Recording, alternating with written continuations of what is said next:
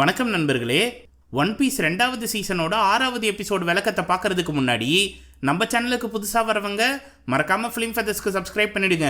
Notifications உடனே வர bell ஐகானை தட்டி விட்டுருங்க. எடுத்ததும் ட்ரம் ராஜ்யத்தோட அரசரான வேப்போல சந்திக்கிறாங்க மிஸ் ஆல் சண்டே. அவரு என்னை சந்திக்க மிஸ்டர் ஜீரோ தானே வரணும், எதுக்கு அல்ல கையெல்லாம் அனுப்பிச்சு விட்ருக்காருன்னு கேட்குறாரு.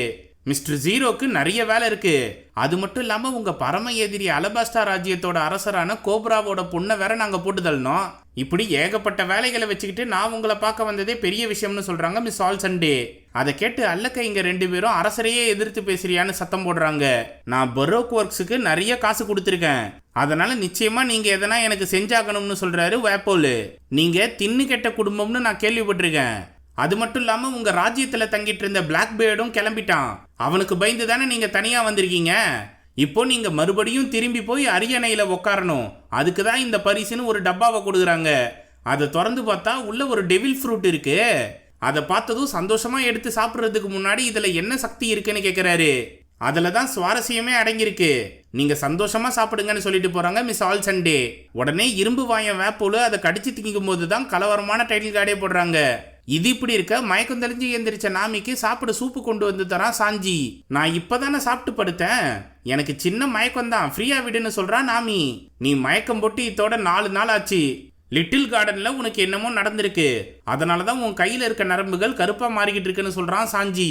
அதை பார்த்து அதிர்ச்சி அடைஞ்ச நாமி கிட்ட, கவலைப்படாத, நான் உன்னை பாத்துக்கிறேன். நிச்சயமா அடுத்து நாம நிறுத்த போற தீவுல இருக்க டாக்டரை கைகால பிடிச்சாவது உன்னை குணப்படுத்த வைக்கிறேன்னு சொல்றான். அதை கேட்டு என்னை பத்திரமா பார்த்துக்கிட்டதுக்கு நன்றின்னு சொல்றா நாமி. சரின்னு சாஞ்சி வெளியே வந்து ஒரு தம்ம பற்ற வச்சுக்கிட்டு இருக்கும்போது உசாப்பு லாகு போஸ் காட்டுற திசையில கப்பலை திருப்பிக்கிட்டு இருக்கான். அப்போ இந்த இடத்த சுத்தி பனி அதிகமா இருக்கிறதுனால எல்லாரும் ஸ்வெட்டர் போட்டிருக்காங்க. ஆனா ஜோரோ மட்டும் சொக்கா இல்லாம நின்றுட்டு இருக்காரு. எப்பா நீ எதனா முதல்ல மேல அடைய மாட்டுப்பான்னு கத்திக்கிட்டு இருக்கான் உசாப்பு. சரின்னு பனியனை போட்டுக்கிறாப்புல. அங்க சாஞ்சி வந்ததும் நாமி எப்படி இருக்கான்னு எல்லாரும் ஆர்வமா கேட்குறாங்க. அவளோட ஜுரம் ஏறிக்கிட்டே தான் இருக்கு. கூடிய சீக்கிரம் கண்ணுக்கு தெரியிற தீவுல கப்பலை நிறுத்தி அங்க இருக்க வைத்தியர்கிட்ட நாமியை காட்டணும்னு சொல்றான் சாஞ்சி. ஆனா நீ வேற அலபாஸ்டாக்கு சீக்கிரமா போகணும்னு சொல்ற, அங்க இருக்க வைத்தியர்களை கூட நம்ம பார்க்க வைக்கலாம், ஆனா இன்னும் எத்தனை நாள் ஆகும்னு கேட்கறான் லூஃபி. நிச்சயமா இன்னும் 2-3 வாரங்கள் தேவைப்படும், அதனால நாம வேகமா போகணும்னா முதல்ல நாமி குணமாகணும். அதுக்கு பக்கத்துல எதனா தீவு இருக்கா பாருங்களேன்னு சொல்றா விவி. அதை கேட்டு எல்லாரும் சந்தோஷப்படுறாங்க. இது இப்படி இருக்க ஸ்மோக்கரும் டஷிகியும் மெரைனோட தொலைத்தொடர்பு அலுவலகத்துக்கு வராங்க. அந்த இடத்துல இருக்க காவலரை வெட்டி கொண்டு இருக்கிறத கவனிச்சு, இது நிச்சயமா கட்டானாவை பயன்படுத்தக்கூடியவர் தான் செஞ்சிருக்கணும்னு சொல்றா டஷிகி. அதை கேட்டு ஸ்ட்ரா ஹேட் லூஃபி கும்பல் தான் இங்க வந்திருக்கணும்னு தப்பா முடிவு பண்ணி கடுப்புலயே உள்ள போறாரு ஸ்மோக்கரு. இத பத்தி பேஸுக்கு தகவல் சொல்லுன்னு டஷிகி அனுப்பி வைக்கிறாரு. அந்த பக்கம் சாஞ்சி தூரத்துல தெரியிற ஒரு தீவை பார்த்து உடனே போய் மத்தவங்க கிட்ட சொல்றான். அது என்ன தீவுன்னு விவி பார்த்ததும் இது ட்ரம் ஐலாண்ட் ராஜ்யம்னு சொல்றா. இந்த அரசருக்கும் எங்க அப்பாவுக்கும் கருத்து மோதல் இருக்கு, அதனால நான் தலைமறைவா தான் இருக்கணும், ஆனா அங்க உலகின் தலை சிறந்த மருத்துவர்கள் இருக்காங்கன்னு சொல்றா. அதை கேட்டு எல்லாரும் சந்தோஷப்படுறாங்க. ஆனா விவி மட்டும் சின்ன வயசுல நடந்த சம்பவத்தை யோசிச்சு பார்க்கறா. ஹோலி லேண்ட் ஆஃப் மேரி கியோய்ஸ்ன்ற இடத்துல பான்கியா அரண்மனையில தான் அனைத்து அரசர்களின் கூட்டம் நடந்துச்சு. அதை தலைமையேற்று நடத்துறது வேற யாரும் இல்ல, மெரைன்ஸையே கட்டுப்பாட்டுக்குள்ள வச்சிருக்க வேர்ல்டு கவர்மெண்ட் தான். அதுல டிராகுலா அரசர் நம்மள பாதுகாக்க ஏன் வார்லார்டு வரமாட்டாங்கன்னு கேட்கிறாரு. அவங்க மற்ற கடற்கொள்ளையர்களை கட்டுப்பாட்டுக்குள்ள வச்சிருக்கதான் அரசாங்கமே அவங்கள நியமிச்சிருக்கு, அதனால அவங்க உங்களுக்கு பாதுகாப்பா இருப்பாங்கன்னு நம்பாதீங்கன்னு சொல்றாரு. உடனே வேப்போலு கொஞ்ச நாளைக்கு முன்னாடி தானப்பா ஃபிஷர்மேன் ராஜ்யத்துல அரசியவே போட்டு தள்ளினானுங்க, அங்க இருந்த வார்லார்டால ஒன்னும் பண்ண முடியாம தானே போச்சு, நம்மளோட வரி பணத்துல எதுக்காக அந்த கேடு கட்டவனுங்க வளரணும்னு கேட்கிறாரு. வேர்ல்டு கவர்மெண்டோட செயல்பாடை நீங்க தட்டி கேட்கணும்னு ஆசைப்பட்டா இந்த ரவுண்ட் டேபிளோட எலெக்ஷன்ல நின்று ஜெயிச்சுட்டு அதுக்கப்புறமா நீங்க பேசுங்க. முந்திரி கொட்டை மாதிரி எல்லாத்துலயும் மூக்க நுழைக்காதீங்க. இப்ப நாம ஒண்ணு கூடி இருக்கிறதே அரசாங்கத்துக்கு எதிராக ஒரு கிளர்ச்சி படையை உருவாக்கி இருக்க டிராகனை பத்தி பேசதான். ஏற்கனவே கடற்கொள்ளையர்கள் ஒரு பக்கம், இதுல இவனுங்க வேற புதுசா முளைக்கிறானுங்க, அதனால அவங்கள வேரோட கிள்ளி எறியணும்னு சொல்றாரு. அதை கேட்டு செம்ம கடுப்பான விவியோட அப்பா, கிரீடம் வச்சிருக்கிறவன்லாம் அரசனாகிட முடியாது, மக்களோட பிரச்சனைகளை தீக்கிறவன் தான் உண்மையான அரசன், அதை நாம சரியா செய்யலன்றதுனால தான் இப்ப கிளர்ச்சி படை உருவாகி இருக்குன்னு சொல்றாரு. இதை கேட்டு செம்ம கடுப்பான இரும்பு வாயன் வேப்போலு, சர்வாதிகாரம்னா என்னன்னு உனக்கு தெரியுமா, நம்மளை எதிர்த்து எவன் கேள்வி கேட்டாலும் அவனை தடம் தெரியாம அழிக்கிறது தான் கத்திக்கிட்டு இருக்காரு. இத ஜன்னல்ல இருந்து வேடிக்கை பார்த்த சின்ன வயசு விவிய இகாராம் கூட்டிட்டு போறாரு. அதை இப்ப யோசிச்சு வருத்தப்படுறா விவி. இன்னொரு பக்கம் அண்டர் கிரவுண்ட் பேஸ்ல இறங்கி வந்த ஸ்மோக்கரு அங்க இருக்க காவலர்கள்லாம் செத்து கிடக்கிறத பாக்குறாரு. அவங்க உடம்புல வட்ட வடிவிலான காயங்கள் ஏற்பட்டிருக்கிறத கவனிச்சு என்னவா இருக்கும்னு யோசிக்கிறாரு. அப்போ திடீர்னு ஒரு பேஸ்பால் அவர் வேகமா தாக்க வருது. ஆனா ஸ்மோக்கரோட டெவில் ஃப்ரூட் சக்தியால அவருக்கு எதுவுமே ஆகல. அப்பதான் அந்த பாலை தூக்கி போட்ட மிஸ் தர்ஸ்டே வராங்க. அப்படின்னா இது பொரோக் ஏஜென்ட்ஸ் பண்ண வேலையா?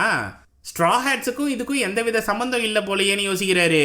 இந்த கேப்ல பேஸ்பாலை கண்டமேனி தூக்கி போட்டு ஸ்மோக்கரை தாக்க முயற்சி பண்றாங்க மிஸ் தர்ஸ்டே. ஆனா அவரு முழுசா புகையா ஒரு மாதிரி அவரோட ஆயுதத்தால பாலை திருப்பி அடிச்சு மிஸ் தர்ஸ்டேவையே போட்டு தள்ளிடுறாரு. இதுங்களை உயிரோட பிடிக்கணும்னு கார்ப்பு சொன்னாரு. ஆனா அது முடியாது போலையேன்னு புலம்புறாரு. இது இப்படி இருக்க ட்ரம் ராஜ்யத்துக்கு லூஃபி கேங்கு வராங்க. அங்க இருக்க கோட்டை சுவருக்கு வெளியில நின்று எங்க நண்பருக்கு உடம்பு சரியில்லை, அவங்கள நீங்க தான் காப்பாத்தணும்னு கத்துறாங்க.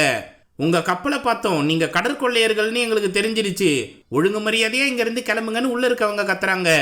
அதை சட்டை பண்ணாம லூஃபி கேங்கு கிட்ட வரும்போது விவி கையில சுட்டுடுறாங்க. அதனால லூஃபி செம்ம கடுப்பாகி கோட்டை செவரை உடைக்கலாம்னு பார்த்தா விவி அவனை தடுத்து நிறுத்தி, நீ ஒரு கேப்டன், உன்னால நாமி இறந்து போக கூடாது, கொஞ்ச நேரம் உன் கோவத்தை கட்டுப்படுத்துன்னு சொல்லிட்டு அமைதியா மண்டி போட்டு, என் ஃப்ரெண்டுக்கு உடம்பு சரியில்லை, அவ உயிருக்கு போராடிக்கிட்டு இருக்கா, தயவு செஞ்சு அவளை காப்பாத்துங்கன்னு கெஞ்சி கேட்கிறா விவி. அப்போ லூஃபியும் கூட சேர்ந்து மண்டி போட்டு உதவி கேட்கறான். அதை பார்த்து மனசரங்கி போய் கதவு திறந்து வந்தவர் லூஃபி கேங்க உள்ள கூட்டிட்டு போறாரு. அங்க இருக்க மக்கள் எல்லாரும் ஒரு வித பீதியிலே இருக்காங்க. அப்போ துப்பாக்கியால விவியை சுட்டவங்க எல்லார்கிட்டையும் மன்னிப்பு கேட்கறாங்க. அதை பார்த்து என்ன நடக்குதுங்க, யார் நீங்கன்னு கேட்கறான் லூஃபி. என் பேரு டால்டன், அரசரோட தலைமை காவலனா இருந்தேன். ஒரு நாள் பிளாக் பியர்டுன்னு சொல்லப்படுற கடற்கொள்ளையன்னு அவங்க கேங்கை கூட்டிட்டு இந்த தீவுக்கு வந்தான்.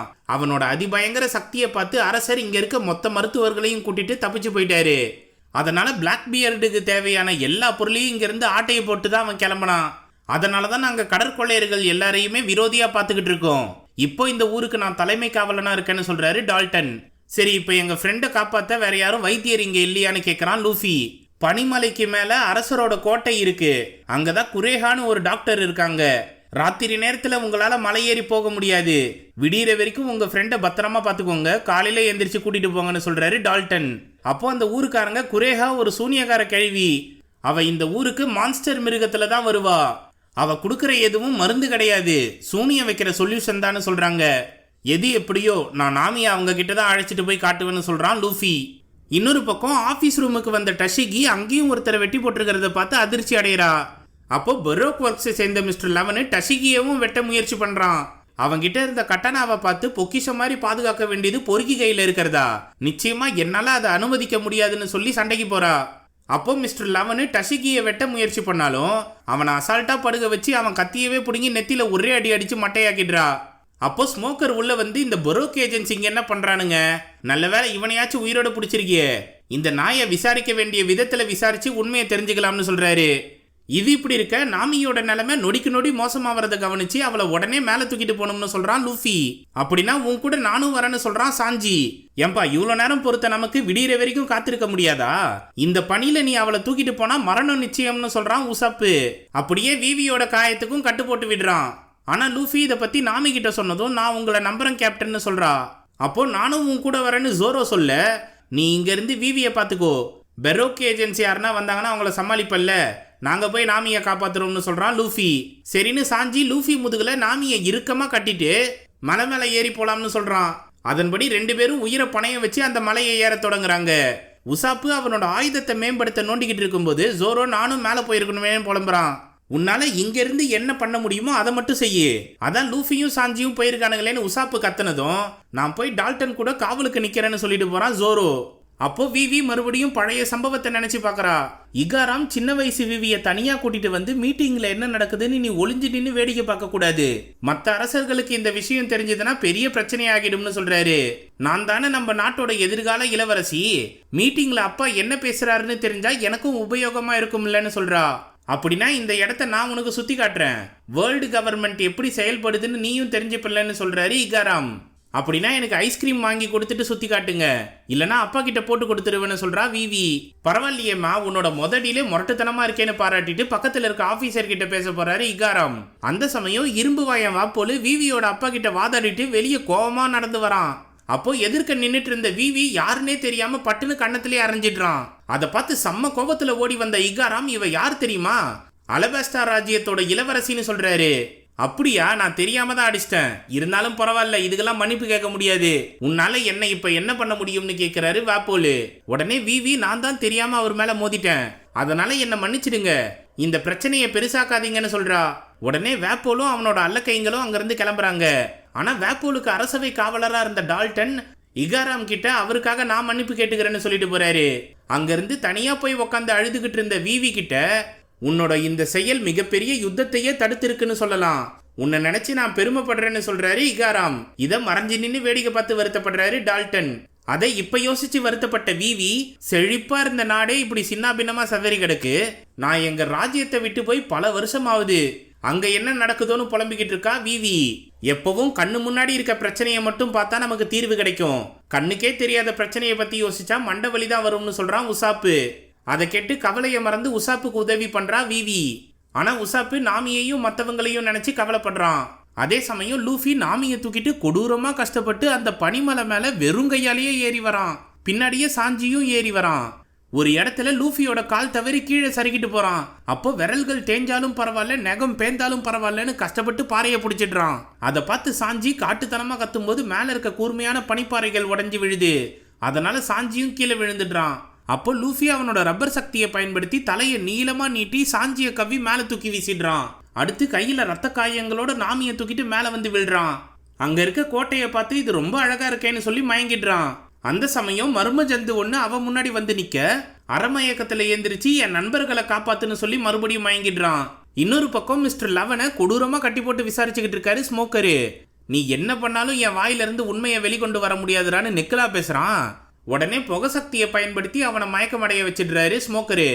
இப்போ என்ன பண்றதுன்னு டஷிகி கேட்க, இங்க ஒரே ஒரு டெண்டன் மூசி மட்டும் அரகுர உசுரோட தொங்கிட்டு இருக்கு, அதுல இருந்து தான் நாம விஷயத்தை எடுக்க முடியும்னு சொல்றாரு ஸ்மோக்கரு. அந்த பக்கம் டால்டன் கிட்ட யாரை தடுக்கிறதுக்காக இப்ப நீங்க காவலுக்கு நிக்கிறீங்கன்னு கேக்குறான் ஜோரோ. நிச்சயமா பிளாக் பியர்டு இங்க திரும்பி வரமாட்டான், அவனுக்கு பயந்துட்டு போன வாப்போல் இருக்கானே அவன் கண்டிப்பா வருவான். இந்த மக்கள் ஏற்கனவே நிறைய துன்பங்களை அனுபவிச்சுட்டாங்க, அவங்கிட்ட இருந்து இவங்களை காப்பாற்றணும்னு தான் நான் காவலுக்கு நிக்கிறேன்னு சொல்றாரு டால்டன். அவனை தோக்கடிச்சதுக்கு அப்புறம் இந்த ஊருக்கு நீங்க அரசனா இருப்பீங்களான்னு கேட்கறான் ஜோரோ. அதுக்கு நான் தகுதியானவன் கிடையாதுன்னு டால்டன் சொல்றாரு. அடுத்தவங்க தான் நம்ம தலை மேல பொறுப்பை தூக்கி வைப்பாங்க, அதனால வாப்போல நினைச்சு கவலைப்படாதீங்க, உங்க கூட சேர்ந்து நானும் அவனை எதிர்த்து சண்டை போடுறேன்னு சொல்றான் ஜோரோ. அதே சமயம் நாமியோட ஜுரம் கொஞ்சமா சரியாகி அவ சுயநினைவுக்கு திரும்புறா. எதிர்க்க உள்ள பெட்ல சாஞ்சி படுத்து கிடக்கிறத பார்த்து சந்தோஷப்படுறா. அப்போ மருந்துகளை எடுத்துக்கிட்டு வருது டவுசரும் தொப்பியும் போட்ட மான்குட்டி. அதை பார்த்து ஆச்சரியப்பட்ட நாமி, நீதான் எனக்கு வைத்தியம் பார்த்தியான்னு கேக்குறா. உடனே மருந்துகளை கீழே போட்டு தூணுக்கு பின்னாடி போய் ஒளியாம கையை மட்டும் மறைச்சுக்கிட்டு கியூட்டா நிக்குது. அதுகிட்ட என்னப்பா ஒளிஞ்சிருக்கியான்னு கேக்குறா நாமி. ஆமா இப்ப என்ன அதுக, சரி உன் உடம்பு எப்படி இருக்குன்னு கேக்குது அந்த மான்குட்டி. இப்போ கொஞ்சம் பரவாயில்ல, ஆமா நீதான் எனக்கு வைத்தியம் பார்த்தியான்னு கேக்குறா நாமி. அப்பதான் கலவரமா என்ட்ரி கொடுக்குறாங்க மாடர்ன் ஏஜ் பாட்டிமா. நான் தான் உன்னை குணப்படுத்துறேன், இவன் என்னோட அசிஸ்டன்ட் தான், என் பேரு குரேஹா, நீ என்ன டாக்டரின்னே கூப்பிடலாம், உன்னோட நல்ல நேரம் உலகின் தலை சிறந்த டாக்டரான என்ன தேடி வந்ததுன்னு சொல்றாங்க. அப்போ எனக்கு சரியாயிடுச்சு நான் கிளம்புறேன்னு நாமி சொன்னதும் அவ நெத்தியை தொட்டு பார்த்து உன்னோட ஜுரம் கொஞ்சம் தான் குறைஞ்சிருக்கு, டப்புன்னு அவ கழுத்துல கத்திய வச்சு இங்க இருந்து கிளம்பணும்னா ஒண்ணு நீ பொணமா போகணும் இல்ல குணமடைஞ்சு போகணும், அதை நல்லா புரிஞ்சுக்கணும் மிரட்டுறாங்க. உடனே நாமி தலையாட்டி கம்முன்னு உக்காந்துடுறா. உன்னை கெஸ்டியான்ற பூச்சி கடிச்சுதான் உனக்கு இந்த ஜுரம் வந்திருக்கு, அது டைனோசர் காலத்துல இருந்த பூச்சின்னு சொல்லுது மான்குட்டி. ஒருவேளை டைனோசர் வாழ்ந்துகிட்டு இருக்க தீவுல இப்ப எதனா சொக்கா போடாம போனியான்னு கேக்குறாங்க டாக்டரின்னு. ஆமா சரி சாஞ்சிக்கு என்னாச்சுன்னு கேக்குறான் நாமி. அவன் கீழே விழுந்து நெஞ்செலும்பு உடஞ்சிருந்தது, அதை சரி பண்ணி வச்சிருக்கன்னு சொல்றாங்க. அப்போ லூஃபி எங்கன்னு கேட்கும்போது அவன் அலறி அடிச்சு ஓடி வந்து, எப்பா இந்த சூனியக்கார கழுவி என்ன உயிரோட சமைக்க பார்த்தா, முதல்ல நாம இங்க இருந்து தப்பிச்சு போவோம்னு சொல்றான் லூஃபி. அப்போ நாமி நல்லா இருக்கிறத கவனிச்சு சந்தோஷப்படுறான். சாஞ்சியும் மகிழ்ச்சியோட ஏந்திரிச்சு வரான். முட்டாள், நான் ஒன்னும் சூனியக்காரி கிடையாது, நீ குளிர்ல உறைஞ்சு போயிட்ட, அதனாலதான் உன்னை வெந்நீர்ல முக்கி வச்சிருந்தேன்னு சொல்றாங்க டாக்டரின். அப்படியா பாட்டிமா, சரி நீங்க செஞ்ச உதவிக்கு நன்றின்னு சொல்றான் லூஃபி. டேய் தம்பி, நான் ஒன்னும் பாட்டி கிடையாது, எனக்கு 139 வயசு தான் ஆகுதுன்னு சொல்றாங்க டாக்டரின். அப்போ நீங்க பழம்பெரும் பாட்டின்னு சொல்லுங்க, சரி உங்களுக்கு சாப்பிட எதனா எடுத்துட்டு வரவா, நான் சமைச்சு தரேன்னு சொல்றான் சாஞ்சி. அப்போ சரின்னு மான்குட்டியை கூப்பிட்டு உங்களுக்கு கிச்சனை காட்ட சொல்றாங்க டாக்டரின். அதை பார்த்ததும் லூஃபியும் சாஞ்சியும் ஆச்சரியத்துல வாயை புழக்கிறதோட இந்த எபிசோடு முடியுது. இந்த பகுதி அனிமேல கொஞ்சம் எலாபரேட்டா வரும், ஏன்னா லூஃபிய பெரிய சைஸ் மொசக்குட்டிங்கெல்லாம் வந்து தாக்குங்க, அதோட ரெஃபரன்ஸ் இதுல லைட்டா ஒரு சீன்ல காமிச்சிருப்பாங்க. அடுத்து சாப்பரை பார்த்ததும் உடனே அதை வெட்டி சமைக்கணும்னு வெறிகுண்டு தேடுவாங்க. அதுல லூஃபி சாப்பரோட காலை கடிச்சுக்கிட்டு இருக்கிறதுலாம் செம்ம ஃபன்னியா இருக்கும். அது மட்டும் இல்லாம குரேஹாவை பாட்டிமான்னு சொன்னதும் ஓங்கி மிதிப்பாங்க. இதில் கம்முன்னு நிற்கிறாங்க. ஸோ இந்த மாதிரி சின்ன சின்ன சீன்ஸை தான் ஸ்கிப் பண்ணியிருக்காங்களே தவிர்த்து மற்றபடி தரமாகவே எடுத்திருக்காங்க. இதை பற்றின உங்கள் கருத்துக்களை கமெண்ட் செக்ஷனில் சொல்லுங்கள். இந்த வீடியோ உங்களுக்கு பிடிச்சிருந்ததுன்னா தம்ஸ் அப்பை தெரிக்க விட்டு மற்றவங்களுக்கு ஷேர் பண்ணுங்கள். புதுசாக வரவங்க மறக்காமல் ஃபிலிம் ஃபெதர்ஸ்க்கு சப்ஸ்கிரைப் பண்ணிவிடுங்க. மிக்க நன்றி நண்பர்களே.